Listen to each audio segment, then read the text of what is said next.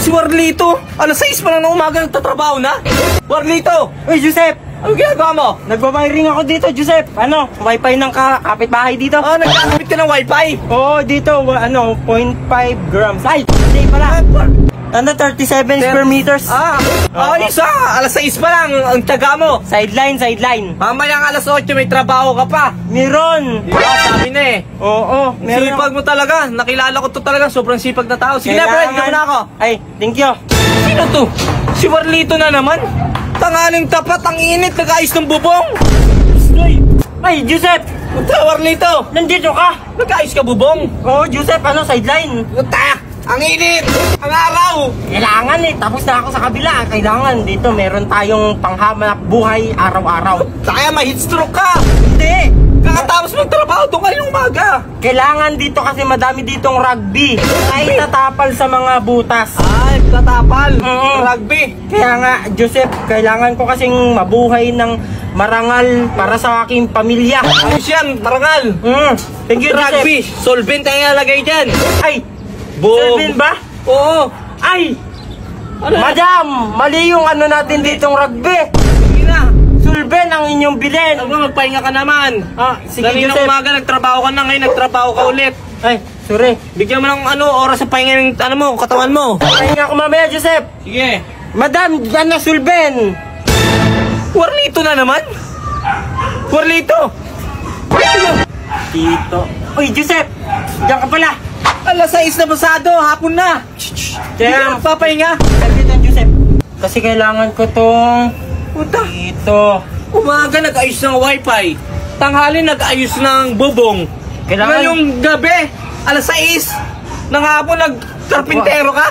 Oo, Joseph, sorry. Kasi kailangan na ng boss ko. Sino boss mo dyan? Dito. Basta hindi mo kilala yun, Joseph. Sino nagpapayos dyan? Secret ko na yun, Joseph. Meron na dyan sa akin. Bakit upuan na inaayos mo upuan, sira? O kasi kailangan daw nila ng upuan dito, Joseph eh. Baka ikaw lang upo dyan. Uy, hindi ako, Joseph. Grabe ka naman sa akin. Puta. Ganyan yung pananaw nyo sa tao eh. Kakaiba ng galawan mo ha. Hindi, Joseph. Nagtatrabaho ako ng marangal dito. Tapos ganyan yung sinasabi nyo sa akin. Sige. Huwag na lang ito gawin. Uy, bakit hindi ako boss mo dyan, oy? Huwag mo gawin. Ay, hindi. Gagawin ko to kasi kailangan ko ng pira, Joseph, ha? Sige na, dito muna ako. Ito... 8 pa ako. Warlito? Joseph! Alauna na madaling araw, ba't nandito ka sa kalsada? Dito ka na naman, Joseph, ha? Bakit ka nandito? Nangingialam ka na naman ng buhay ko. Nagantay ako ng booking dito. Booking! Nakapagtaka ka na, ang dami mong trabaho ha. Ng umaga, nag-ayos ka ng wifi. Nag-ayos ka ng bubong ng tanghaling tapat na tirik yung araw. Nung alas 6 ng hapon, nag-ayos ka, karpintero. Ngayon, madaling araw, anong trabaho mo? Booking! Booking? Ganyan tayo, Joseph. Pag may trabaho ang tao, papakilaman nyo. Pag tamad ako, pakialam. Anong gagawin ko, Joseph?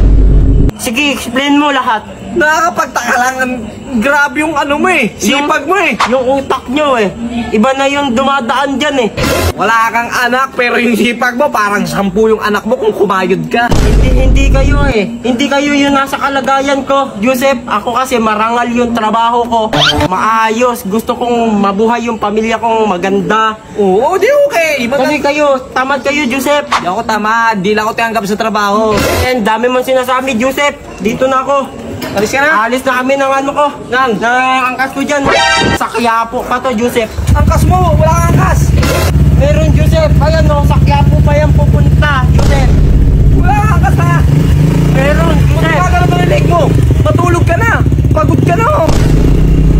Puta, gumagano. Sabi ko sa'yo. Ba't ganun yun? Siguro.